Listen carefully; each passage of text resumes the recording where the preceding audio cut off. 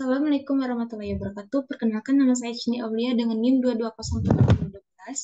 Sini saya akan mempresentasikan materi pertemuan pertama yaitu definisi dan karakteristik budaya organisasi.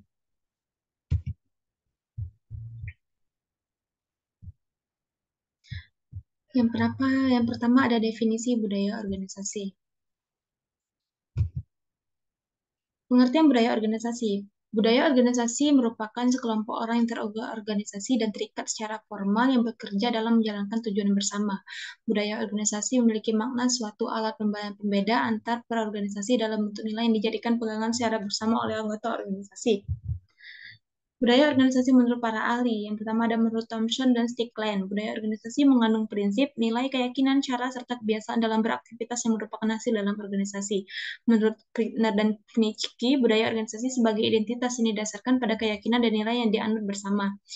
Menurut Luthhaus, dalam budaya organisasi terdapat nilai dan norma yang dijadikan tuntunan dalam berperilaku. Menurut Armstrong, budaya organisasi adalah berkaitan dengan sikap, nilai, norma, dan keyakinan. Berdasarkan beberapa pendapat di atas, maka dapat diketahui bahwa budaya organisasi adalah seperangkat nilai, norma, keyakinan, serta sistem yang dijadikan sebagai karakteristik yang mendasari anggota organisasi dalam beraktivitas. Budaya organisasi membentuk perilaku individu yang kemudian menjadi aturan kerja. Yang kedua, karakteristik budaya organisasi. Sumber dari budaya organisasi adalah karakteristik inti yang secara bersama dihargai oleh anggota organisasi. Setiap organisasi akan menampakkan sifat-sifat dan cirinya berdasarkan berbagai karakteristik budaya organisasi yang dimilikinya.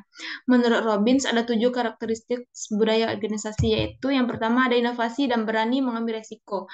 Budaya organisasi mendorong seorang untuk menyelesaikan suatu masalah serta mampu beradaptasi sehingga melahirkan gagasan untuk bekerja dengan lebih baik.